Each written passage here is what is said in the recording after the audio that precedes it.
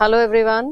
तो इस वीडियो के अंदर हम आगे और डिटर्मिनर्स के बारे में बात करेंगे। लास्ट वीडियो में हमने ईच और एवरी जो डिटर्मिनर्स हैं उनका किस तरीके से यूज किया जाता है उसके बारे में हमने बात करी थी। आज जो डिटर्मिनर्स इस क्लास के अंदर हम देखने वाले हैं, सबसे पहले वो है few, a few, the few. इनके बारे में अभी हम बात करेंगे। Few, a few, the few. तो देखिए, सबसे पहले इंपॉर्टेंट चीज जो आपको याद रखनी है वो क्या है, ये जो डिटर्मिनर्स है ये हमेशा प्लूरल काउंटेबल नाउन के साथ यूज होंगे। प्लूरल काउंटेबल नाउन के साथ इनका यूज किया जाता है। प्लूरल काउंटेबल नाउन जैसे कि बॉयज, गर्ल्स, बुक्स, पेन्स, तो ये सभी क्या है, प्लूरल काउंटेबल नाउन है जिनको आप गिन भी सकते हैं और वो कैसे हैं, बहुवचन संख्या है। तो उनके साथ आप किसका यूज करेंगे, few, a few, the few का। अब इसका मीनिंग क्या होता है, तो अगर हम इसके मीनिंग को देखें तो इसका मतलब होता है, देखिए जैसे फ्यू है तो उसका डिफरेंट मीनिंग है, अ फ्यू है उसका डिफरेंट मीनिंग है और द फ्यू का मतलब अलग हो जाता है। तो हम एक एक करके इनके बारे में बात करेंगे। तो सबसे पहले हम बात करते हैं फ्यू के बारे में। तो देखिए, किसी भी सेंटेंस के अंदर जब आप प्लूरल काउंटेबल नाउन से पहले फ्यू लगाते हैं तो फ्यू का मतलब क्या है, फ्यू का मतलब है संख्या में न के बराबर। ठीक है, न के बराबर। संख्या के अंदर कोई चीज आपके पास न के बराबर है तो फिर आप वहां पर क्या यूज करेंगे, वहां पर आप यूज करेंगे फ्यू। ठीक है, तो जब भी हमें सेंटेंस के अंदर किसी नाउन के बारे में बताना है कि वो आपके पास बिल्कुल न के बराबर है पर बहुत कम है, तो फिर आप उसमें क्या लगाएंगे, फ्यू लगाएंगे। एग्जाम्पल देखिए, हम एग्जाम्पल के अंदर देखते हैं। जैसे मैंने लिखा, आई हैव फ्यू बुक्स। ठीक है, I have few books. Few states in India can match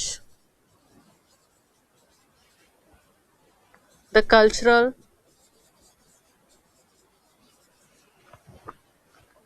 richness of Rajasthan.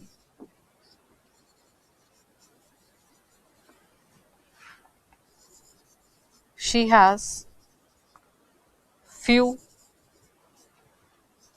pens. देखिए, I have few books, यहाँ पर मैंने लगाया है few, जो क्या है अपने आप में एक डिटर्मिनर है। ठीक है, और बुक्स क्या है, प्लूरल काउंटेबल नाउन है। तो यहाँ पर ये जो फ्यू बुक्स से पहले लिखा हुआ है इसका मतलब है ना के बराबर। ठीक है, कि मेरे पास ना के बराबर बुक्स हैं, मतलब एक आधी कोई किताब होगी तो होगी, अदरवाइज ना के बराबर है। दूसरे सेंटेंस में देखिए, फ्यू स्टेट्स इन इंडिया।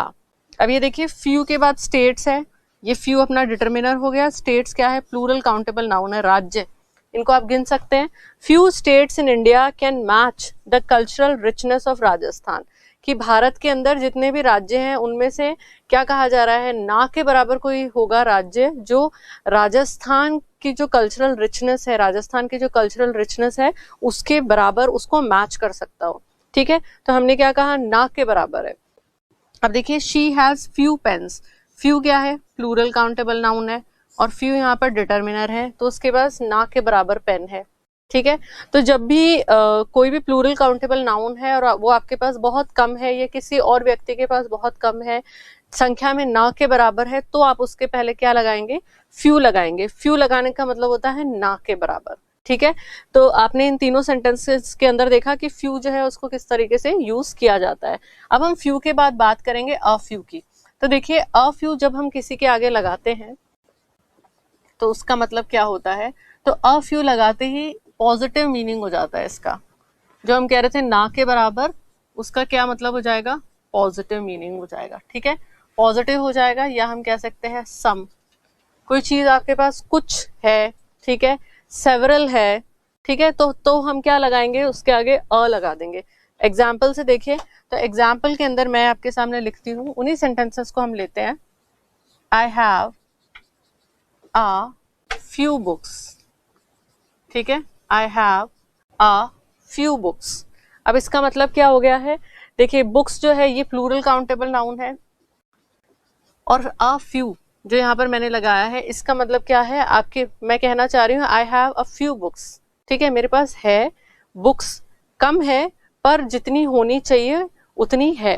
तो मैं कह सकती हूँ अ फ्यू का मतलब क्या हो रहा है, संख्या में पर्याप्त, कम है पर संख्या में पर्याप्त है, ठीक है।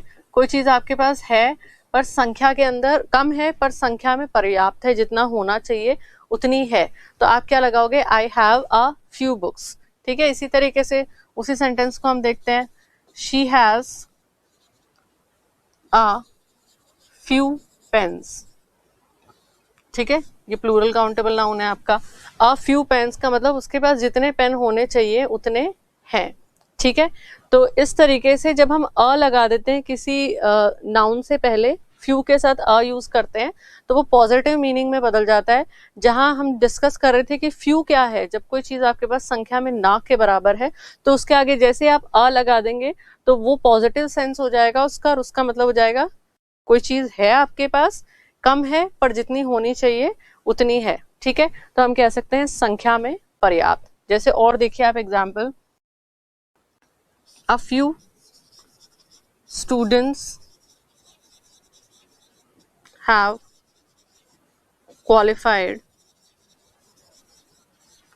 द एग्जाम, ठीक है, a few students have qualified the exam. अब यहाँ पर ये अ फ्यू जो है ये क्या बता रहा है, स्टूडेंट्स प्लूरल काउंटेबल नाउन है, कि कम स्टूडेंट्स ने क्वालिफाई किया है एग्जाम, लेकिन हाँ जितने बच्चों को करना चाहिए उतने विद्यार्थियों ने एग्जाम को क्वालिफाई किया है। A few students have qualified the exam. और अगर इसके अंदर अ नहीं लिखा हुआ तो few students have qualified the exam अगर लिखा हुआ हो तो हम कहेंगे ना के बराबर जो स्टूडेंट्स है उन्होंने क्या किया है, एग्जाम को क्वालिफाई किया है। तो ये चीज आपको ध्यान रखनी है। इसके अलावा देखिए इसके अलावा हम और इस सेंटेंस के अंदर लिख सकते हैं, a few students have joined a few students have joined the online class। देखिए अब इस सेंटेंस के अंदर स्टूडेंट्स वापस प्लूरल काउंटेबल नाउन है और हमने उसके क्या आगे लगा दिया है, अ फ्यू, ठीक है। तो अब इसका मतलब क्या है कि कम स्टूडेंट्स जो हैं उन्होंने ज्वाइन करी है ऑनलाइन क्लास को, लेकिन ऑनलाइन क्लास के लिए जितने बच्चे होना जरूरी है उतनों ने करी है, कम है पर संख्या में पर्याप्त, ठीक है। तो इस तरीके से अ फ्यू, फ्यू के आगे अ लगते ही, जहां फ्यू का मतलब है संख्या में ना के बराबर, अ फ्यू लगते ही उसका मतलब हो जाएगा संख्या में कम सही पर पर्याप्त, ठीक है। तो ये तो अ फ्यू की बात हो गई। अब हम देखते हैं द फ्यू के बारे में। द फ्यू, तो द फ्यू का मतलब क्या है, संख्या में कम पर सारे, ठीक है।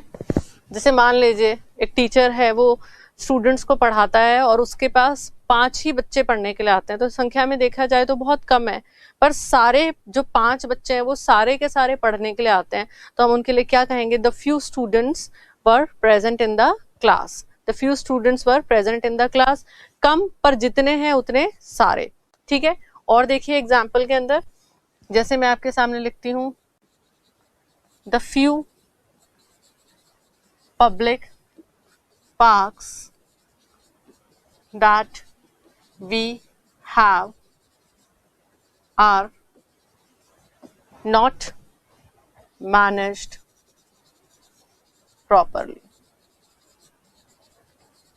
तो मैंने यहां क्या लिखा, द फ्यू पब्लिक पार्क्स, ठीक है, कम लेकिन जितने हैं उन सारों के बारे में हम बात कर रहे हैं, कम है ऑलरेडी, मतलब यहाँ पे जब मैं कह रही हूँ द फ्यू पब्लिक पार्क्स, तो सार्वजनिक पार्क जो होते हैं, सार्वजनिक जो गार्डन बने रहते हैं, जो सरकार जिनको मैनेज करती है, उन पार्क्स के बारे में बात की जा रही है। द फ्यू लगाने से हमें ये पता चल रहा है कि कम है हमारे पास पब्लिक पार्क्स, ऑलरेडी जो बनाए गए हैं वो कम है, और द लगाने से कम पर जितने हैं वो सारे के सारे, ठीक है, वो प्रॉपरली मैनेज नहीं हो रहे हैं। तो क्या लिखा हुआ है, the few public parks that we have are not managed properly, ठीक है।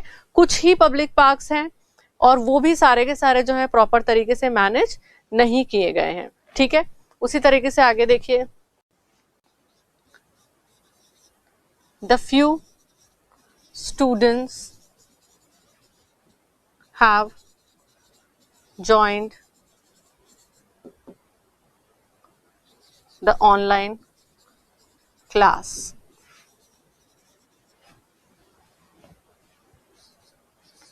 She has donated the few dresses she had.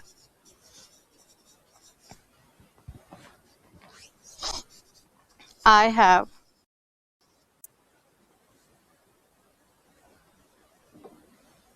I gave her the few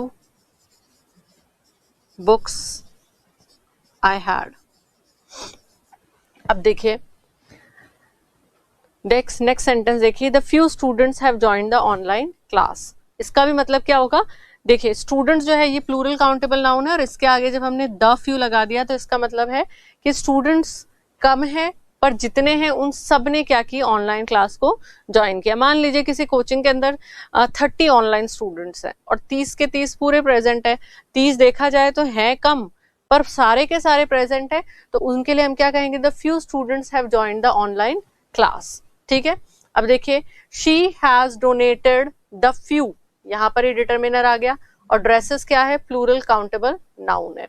she has donated the few dresses she had, कि यहाँ पे क्या कहा जा रहा है, शी हैज डोनेटेड, कि उसने दान कर दी क्या, ड्रेसेस, ओके। और ड्रेसेस के आगे द फ्यू लगा हुआ है, मतलब कम है पर उसके पास जितनी ड्रेसेस थी, मान लीजिए उसके पास 5 ही ड्रेस थी और पांचों की पांचों उसने किसी को डोनेट कर दी, तो हम क्या कहेंगे, she has donated the few dresses she had. जो उसके पास थोड़ी बहुत ड्रेसेस थी वो सारी उसने क्या करी, डोनेट कर दी।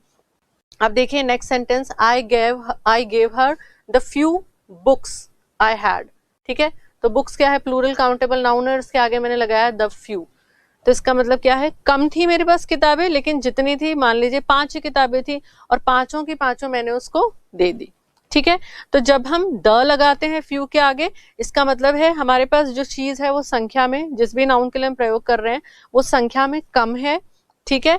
पर संख्या में चाहे कम हो पर पूरे उसके बारे में हम बात कर रहे हैं, तो फिर क्या होगा, हम उसमें द लगाएंगे, ठीक है। और फ्यू का मतलब जब एकदम कोई चीज आपके पास है पर आपके पास संख्या में ना के बराबर है, अ फ्यू आप लगाओगे तो कम है पर पर्याप्त है, और द फ्यू का मतलब पूरा, ठीक है। कोई चीज कम है पर पूरी चीज के बारे में आप बात कर रहे हो, पूरे किसी भी नाउन के साथ जब आप इसको यूज कर रहे हो तो पूरे उस नाउन के बारे में आप बात कर रहे हो, तो फिर आप द लगाओगे। जैसे यहाँ द फ्यू ड्रेसेस, मतलब पूरी जितनी कम है पर जितनी ड्रेसेस है उनके बारे में बात की गई है। बुक्स कम है पर जितनी है पूरी बुक्स के बारे में बात की गई है, ठीक है। तो इसके बाद हम चलते हैं आगे और अब हम बात करेंगे फ्यू, अ फ्यू और द फ्यू के बाद लिटिल, अ लिटिल और द लिटिल। अब देखिए जैसे few, a few, the few में हमने देखा था प्लूरल काउंटेबल नाउन के साथ यूज होते हैं वो, इसी तरीके से ये जो डिटरमिनर्स हैं ये किसके साथ यूज होते हैं, ये अनकाउंटेबल नाउन के साथ यूज होते हैं। तो याद रखिए ये अनकाउंटेबल नाउन के साथ यूज होते हैं जिनको आप गिन नहीं सकते हैं, ठीक है। जैसे कि मिल्क, शुगर, सॉल्ट, इनको आप गिन नहीं सकते हैं। मनी, आपको इनके, अगर आपको पता करना है कि इनकी मात्रा कितनी है तो फिर आपको इनके आगे कोई यूनिट जो है उसका यूज करना पड़ेगा। तो little, a little, the little uncountable noun है के साथ यूज होने वाले डिटरमिनर्स हैं। तो इसमें हम सबसे पहले देखेंगे लिटिल के बारे में। तो लिटिल जो है इसका मतलब क्या है, कोई चीज आपके पास मात्रा में न के बराबर है। वहां हमने जब देखा था फ्यू के बारे में तो हमने लिखा था संख्या में ना के बराबर, और लिटिल है मात्रा में न के बराबर, ठीक है। जैसे देखिए मैं सेंटेंस में लिखती हूं, आई हैव लिटिल मनी, ठीक है।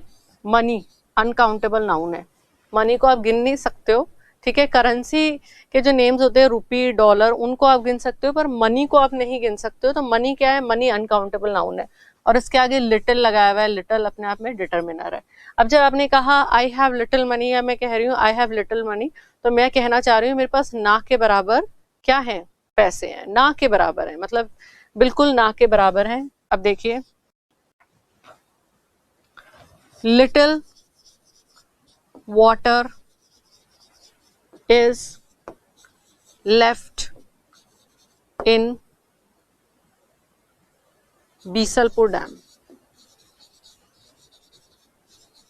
Little water is left in Bisalpur, water reservoir कर देते हैं उसको, डैम के बजाय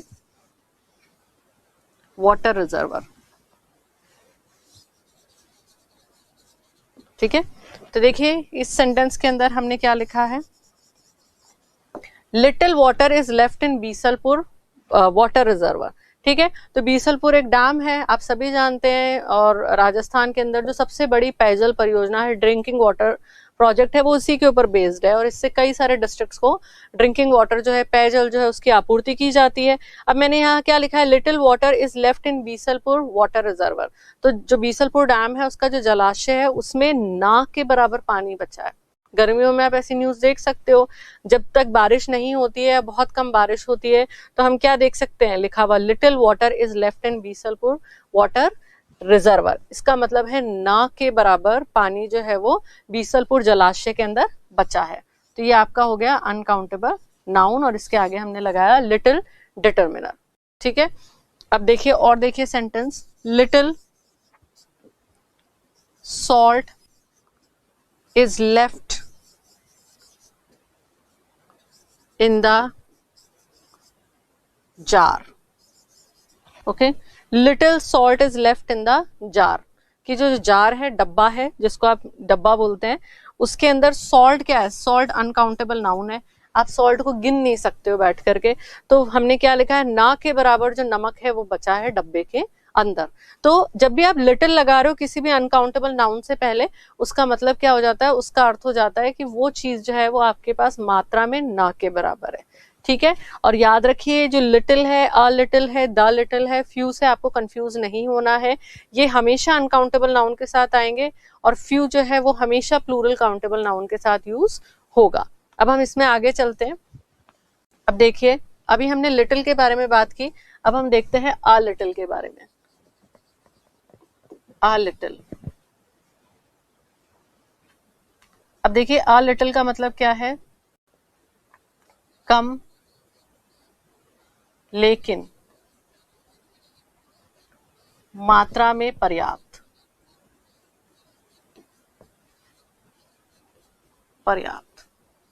ठीक है, कम लेकिन मात्रा में पर्याप्त। अब एग्जाम्पल से देखिए, तो देखिए जब कोई चीज है आपके पास, कोई आप किसी ऐसे नाउन के बारे में बात कर रहे हैं जो अनकाउंटेबल है और वो कम है, ठीक है, मात्रा में कम है पर पर्याप्त है, तो आप उसके लिए क्या लिखोगे, अ लिटिल आप उसके लिए लिखोगे।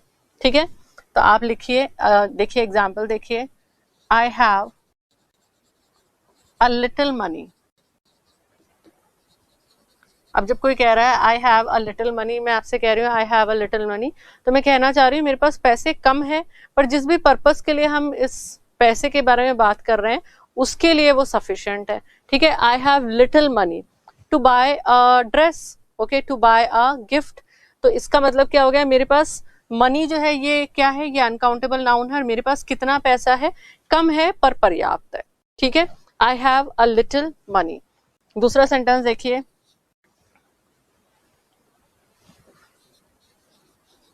Please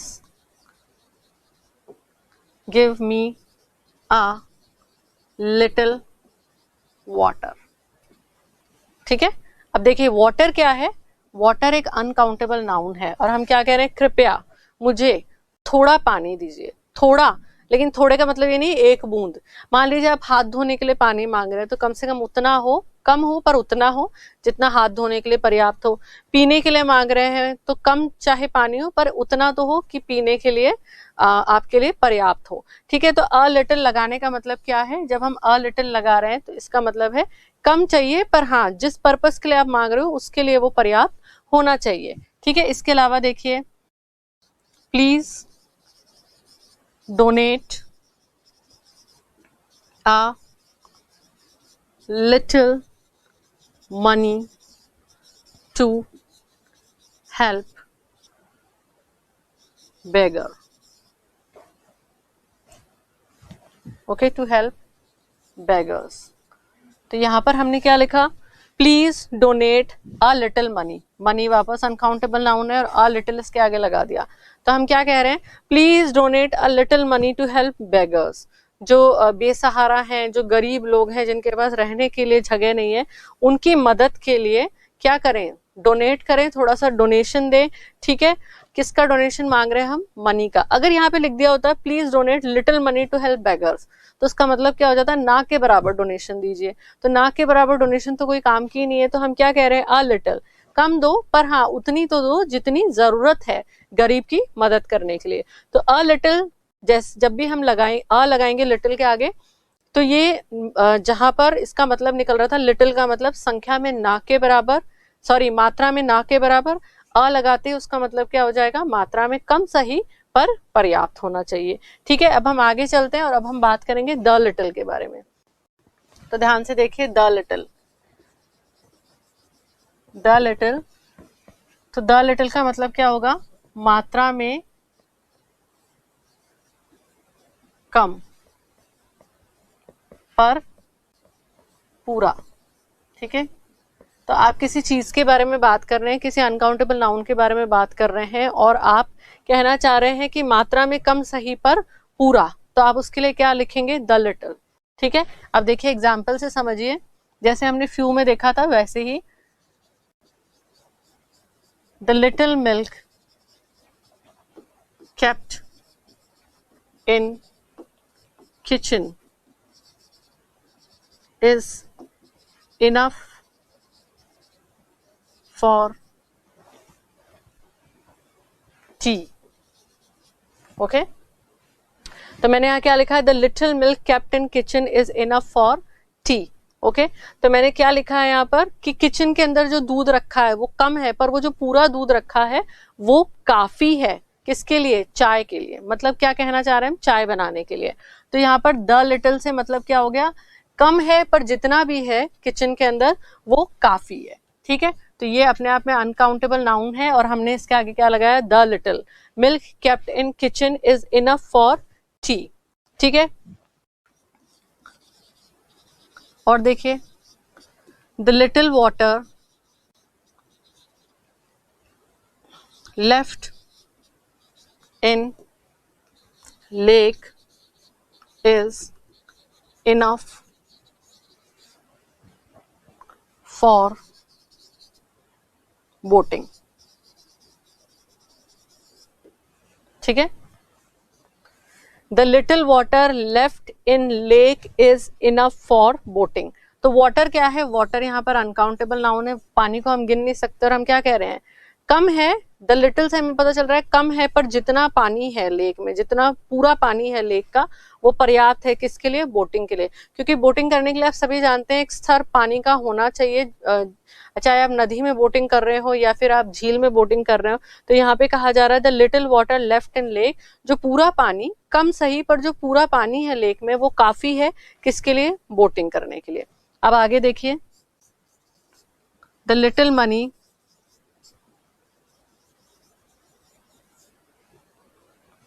the little money,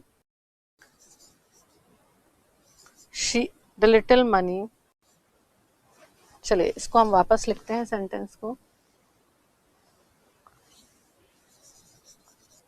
she has donated the little money to help poor. To help the poor. तो हमने यहाँ क्या लिखा है, she has donated the little money to help the poor.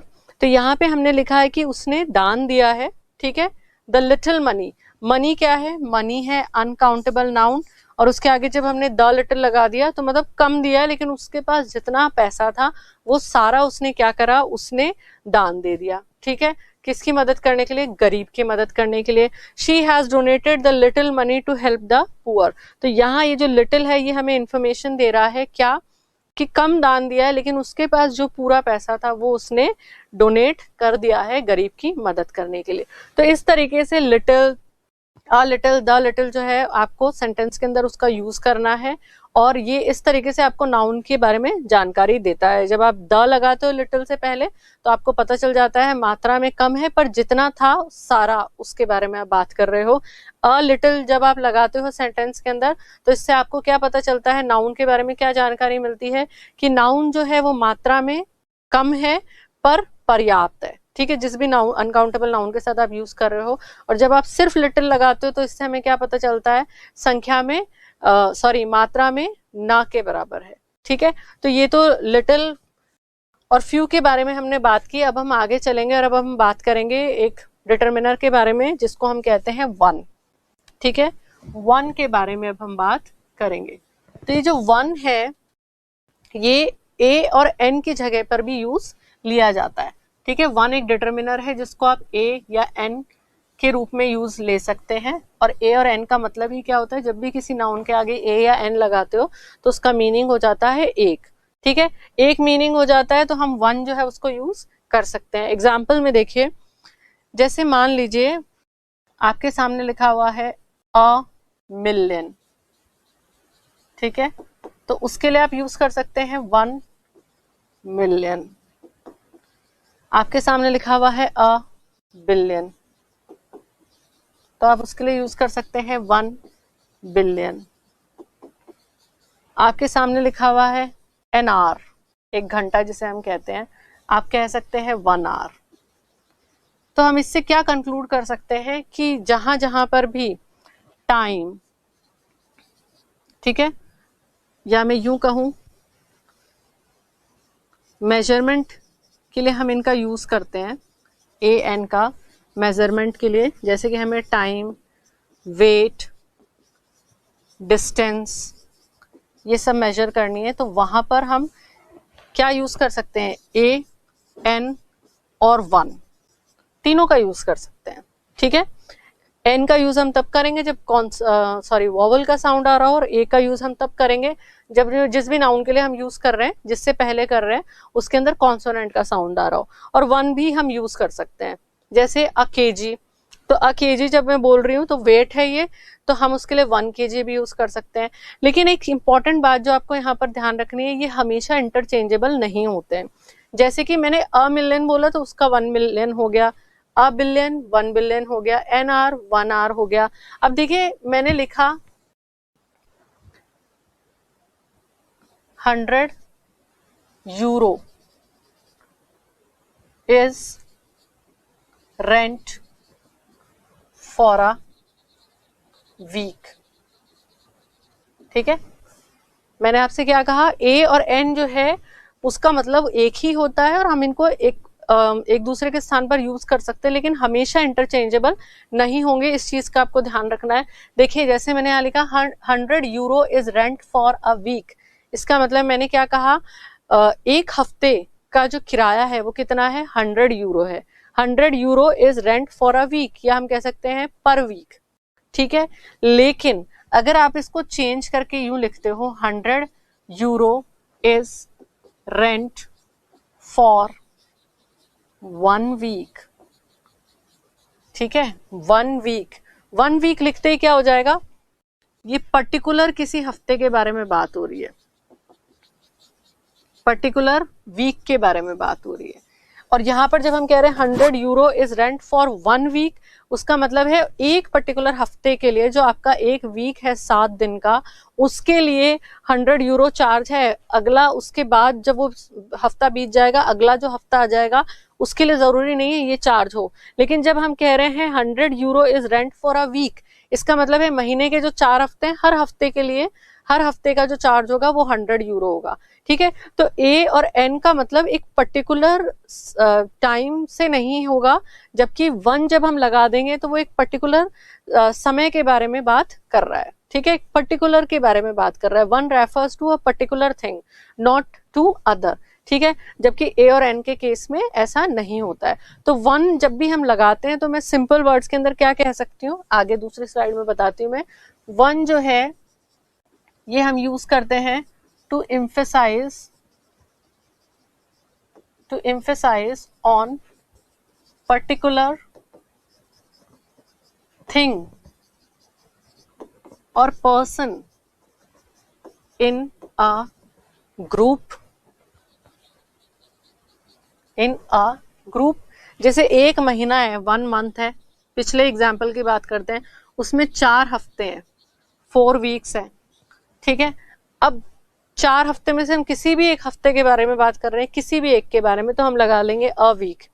लेकिन हम किसी पर्टिकुलर हफ्ते के बारे में बात कर रहे हैं तो हम क्या लगाएंगे, 1 week, ठीक है। तो ये चीज आपको याद रखनी है, ये हमेशा इंटरचेंजेबल नहीं है। और वन जहाँ पे आप अ या एन यूज कर सकते हो, लेकिन आप अगर आप वहां पर वन यूज कर रहे हो तो फिर आप किस पे एम्फेसाइज कर रहे हो, आप बल दे रहे हो किसी एक पर्टिकुलर चीज के ऊपर, किसी एक पर्टिकुलर पर्सन के ऊपर, एक ग्रुप के अंदर, ठीक है। तो ये चीज आपको ध्यान रखनी है।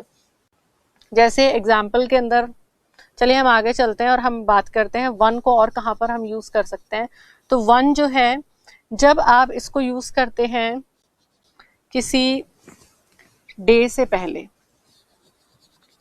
किसी मंथ से पहले, किसी सीजन से पहले, ठीक है, day, month, season, week, year etcetera, इनसे पहले जब आप इसको यूज करते हैं तो ये क्या बताता है, ये किसी पर्टिकुलर टाइम के बारे में बताता है, पर्टिकुलर टाइम के बारे में बताता है।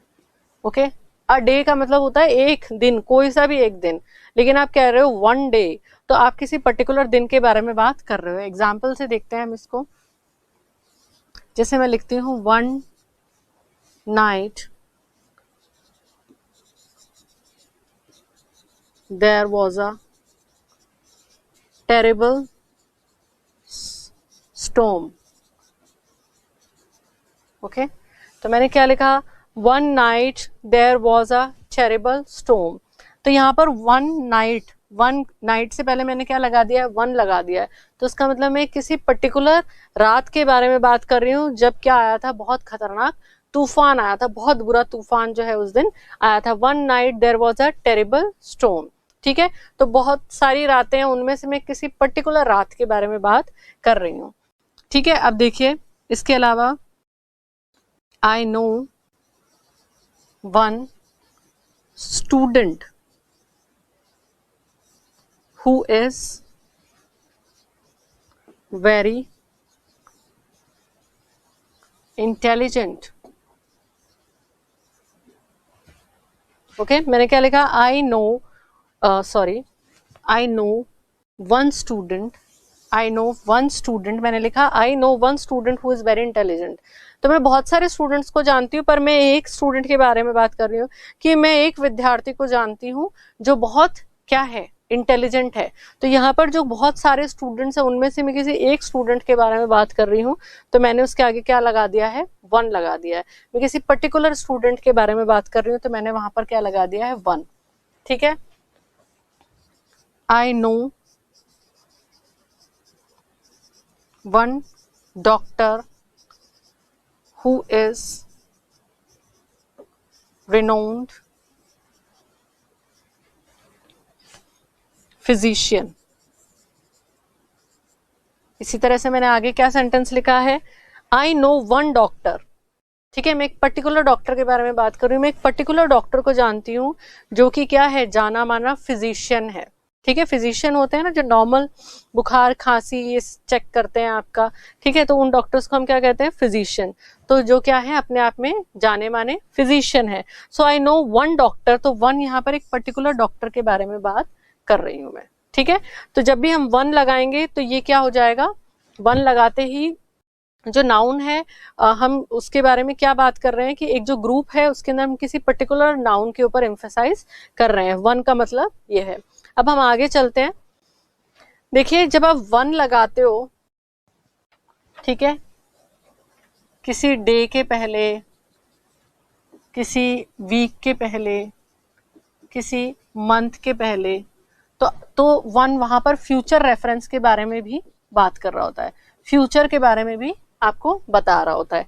जैसे कि देखिए मैंने सेंटेंस में लिखा वन डे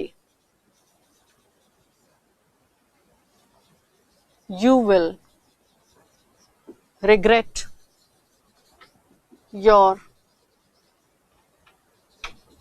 rude behavior। मैंने क्या लिखा? One day you will regret your rude behavior, कि एक दिन तुम्हें बहुत पछतावा होगा किस पर? अपना आपका जो तुम्हारा जो रूड बिहेवियर है उसके ऊपर। One day you will be successful, ठीक है।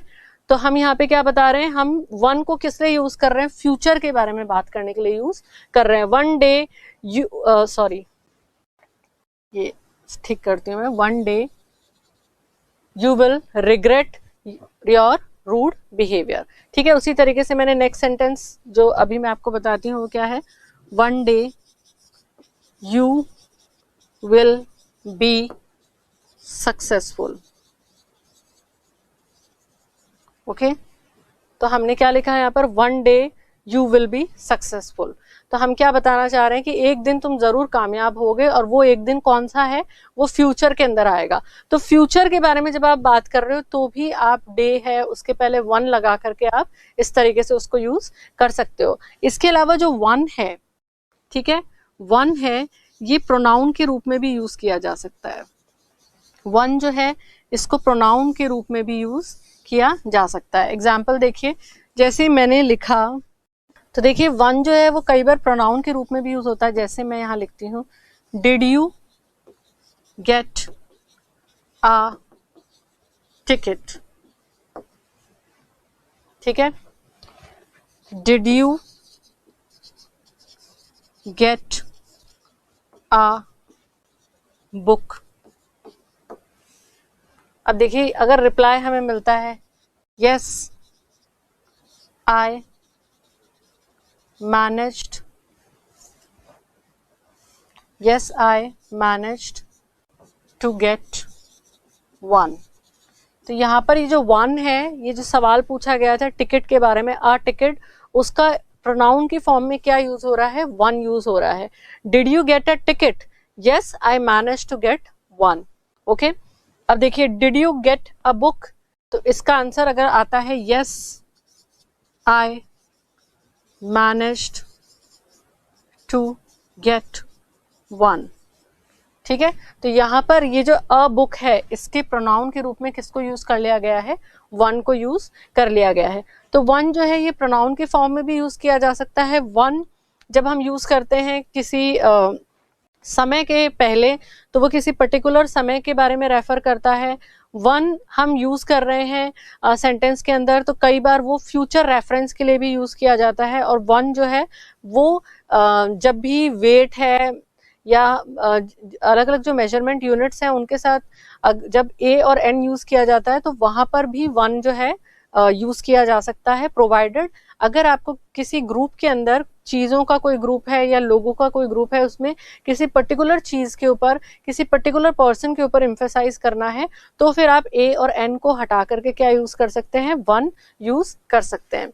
और कुछ ऐसे सेंटेंसेस होते हैं जिनके अंदर आपको ध्यान रखना है कि ए और एन जो है वो हमेशा वन से इंटरचेंजेबल नहीं होंगे, क्योंकि वन का मतलब एक पर्टिकुलर चीज से हो जाता है। और जब आप जैसे रेंट है इसके बारे में बात कर रहे हैं, तो रेंट तो एक निश्चित अवधि के लिए उतना ही रहना है। तो अगर वहां पर आप इसको इंटरचेंज करने की कोशिश करेंगे किसको? ए या एन को वन से, तो फिर आपका जो सेंटेंस है वो गलत हो सकता है। अब हम आगे चलते हैं। इसके बाद अब हम बात करेंगे नो के बारे में, ठीक है। इसके आगे अब हम डिस्कस करेंगे नो के बारे में। तो नो भी अपने आप में क्या है? एक डिटर्मिनर है, ठीक है। नो भी क्या है? अपने आप में एक डिटर्मिनर है। तो नो हम कब यूज करते हैं? जब कोई चीज है उसकी एग्जिस्टेंस नहीं है या किसी चीज के लिए हमें मना करना है, तो हम किसको यूज करते हैं? नो को यूज करते हैं। तो देखिए नो एक डिटर्मिनर है। ये इस तरीके का डिटर्मिनर है कि ये सिंगुलर काउंटेबल नाउन के साथ भी यूज होता है, ये प्लूरल काउंटेबल नाउन के साथ भी यूज होता है, और ये अनकाउंटेबल नाउन के साथ भी यूज होता है, ये तीनों के साथ यूज होता है। जैसे हमने फ्यू और लिटिल में देखा था कि फ्यू सिर्फ countable noun, plural countable noun के साथ यूज हो रहा है, लिटिल अनकाउंटेबल नाउन के साथ यूज हो रहा है, एन वन जो है ये जनरली सिंगुलर काउंटेबल नाउन के साथ यूज होते हैं। लेकिन ये जो नो है ये सिंगुलर काउंटेबल नाउन के साथ भी यूज हो रहा है, प्लूरल काउंटेबल के साथ भी है और अनकाउंटेबल के साथ भी है।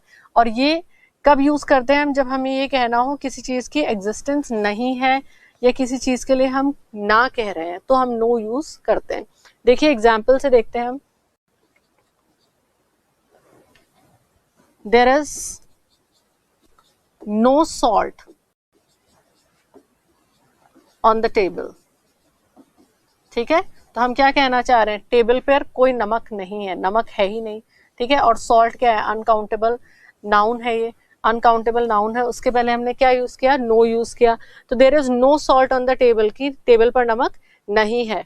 ठीक है, I have no money left, मेरे पास बिल्कुल पैसा नहीं है, अनकाउंटेबल नाउन है, नो लगा दिया, है नहीं, I have no money left. ठीक है, तो नो जो है जब भी आप लगाओगे तो इससे क्या पता चलेगा कि जिस भी नाउन के बारे में आप बात कर रहे हो वो चीज नहीं है। ठीक है, she has no books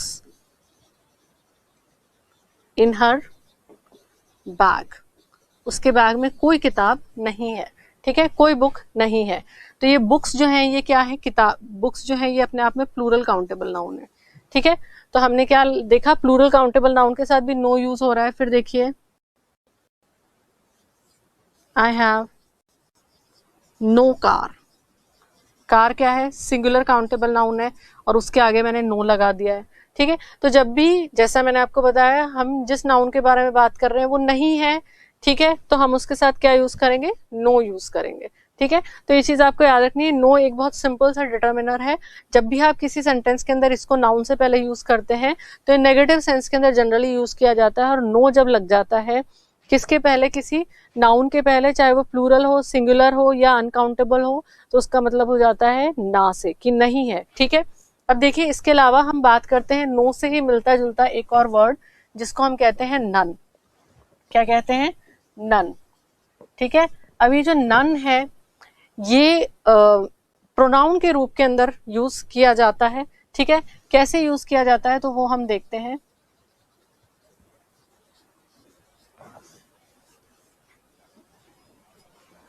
None of the students were present in online class। तो यहाँ पर ये जो नन है ये स्टूडेंट्स के प्रोनाउन के फॉर्म में यूज किया गया है। None of the students were present in online class. देखिए आगे और सेंटेंस देखिए, none of the tourist were ready to pay rent in advance. ठीक है, तो हमने यहाँ क्या लिखा, none of the tourist were ready to pay the rent in advance, कि जितने भी टूरिस्ट हैं उनमें से कोई भी टूरिस्ट जो है वो रेडी नहीं था, किस लिए, जो रेंट है, जो किराया है उसको एडवांस में पे करने के लिए। तो नन का मतलब होता है कि जितने भी हैं उनमें से कोई भी नहीं। ठीक है, कोई भी नहीं, तो नन भी जो है वो नेगेटिव सेंस के अंदर यूज किया जा रहा है और ये प्रोनाउन के फॉर्म में यूज किया जा रहा है। नन यहाँ पर टूरिस्ट के प्रोनाउन के फॉर्म में यूज किया जा रहा है, यहाँ नन स्टूडेंट के प्रोनाउन के फॉर्म में यूज किया जा रहा है। तो नन जो है इसको आप प्रोनाउन की फॉर्म के अंदर यूज कर सकते हैं सेंटेंस के अंदर। अब इसके बाद हम चलते हैं आगे और अब हम बात करेंगे वन वर्ड सब्स्टिट्यूशंस के बारे में। ठीक है, अब हम किसके बारे में बात करेंगे, वन वर्ड सब्स्टिट्यूशंस के बारे में। तो देखिए वन वर्ड सब्स्टिट्यूशंस के अंदर आज जो सबसे पहला हम देख रहे हैं वो क्या है, वन हु इज ग्रीडी, वह जो लालची है। किसी लालची व्यक्ति के लिए आपको अगर वन वर्ड यूज करना है तो क्या वन वर्ड आप यूज कर सकते हैं, तो आप यूज कर सकते हैं एवरिशियस। एवरिशियस, क्या वन वर्ड यूज कर सकते हैं, एवरिशियस। आगे देखिए नेक्स्ट सेंटेंस, एवरिशियस का मतलब वैसे हिंदी में होता है लालची। ठीक है, लालची व्यक्ति को बोलते हैं avaricious. That which happens once in 2 years, ऐसी कोई चीज जो 1 साल के अंदर एक ही बार होती है, उसके लिए आप क्या यूज करेंगे? उसके लिए आप यूज करेंगे बिनानियल। ठीक है, बिनानियल।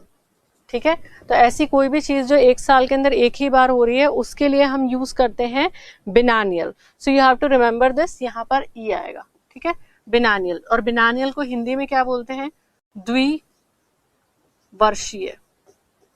जैसे आपकी जो फॉरेस्ट रिपोर्ट है, ठीक है, जो फॉरेस्ट रिपोर्ट ऑफ इंडिया है वो हर 2 साल से आती है। ठीक है, तो हम उसके लिए क्या कह सकते हैं कि वो बिनानियल है।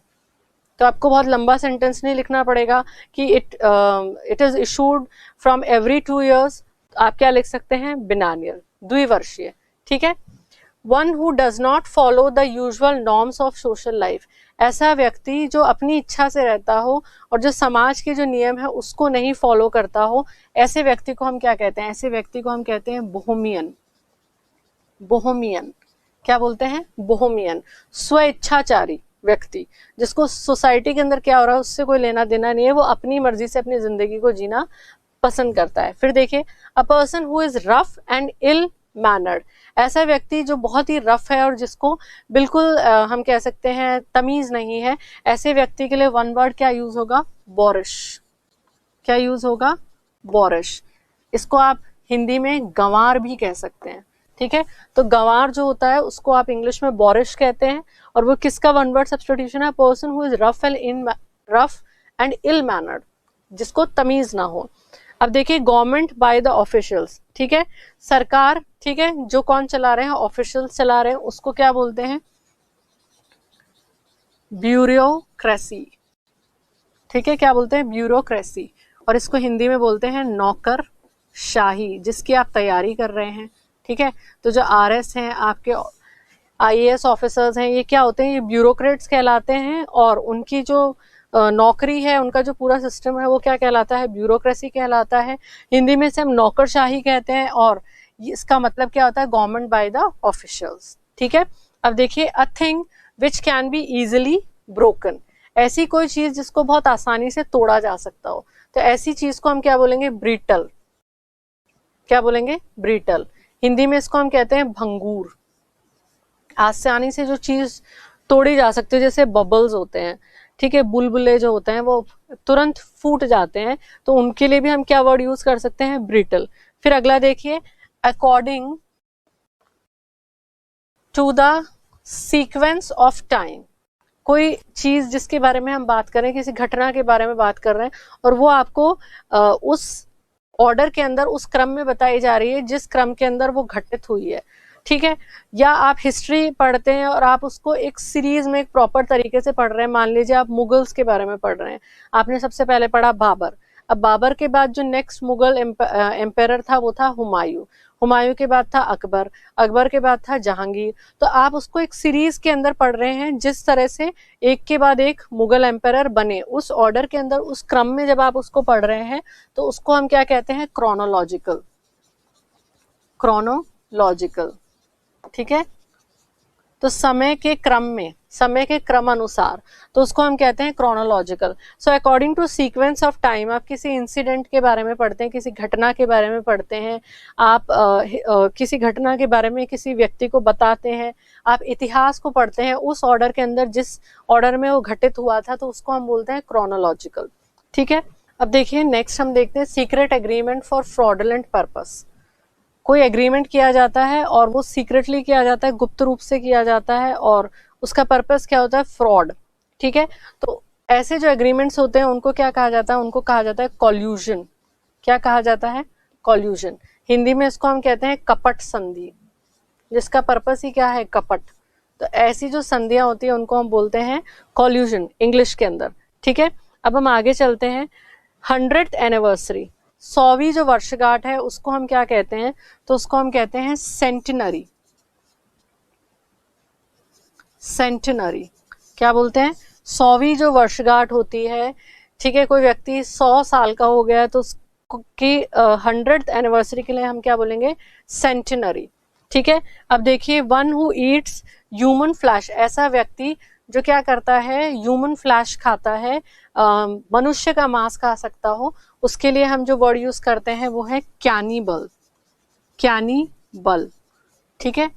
हिंदी में इसको हम कह सकते हैं नरभक्षी, ठीक है, नरभक्षी। जो नरभक्षी होता है उसको बोलते हैं कैनिबल। तो आज हमने देखे कौन कौन से वन वर्ड्स देखे। हमने देखा सबसे पहले ऐसे व्यक्ति के बारे में हु इज ग्रीडी, जो बहुत लालची है, उसके लिए हम वन वर्ड यूज करते हैं एवरिशियस, ठीक है। फिर हमने देखा which happens once in 2 years, ऐसी कोई चीज जो हर 2 साल से होती हो, 2 साल के अंदर होती हो। कई सारी ऐसी पॉलिसीज, रिपोर्ट्स हो सकती हैं, तो उनके लिए जो वन वर्ड यूज होता है वो होता है बिनानियल। मैं इसको एक बार फिर लिख देती हूँ ताकि आपको कोई कंफ्यूजन ना रहे। बिनानियल,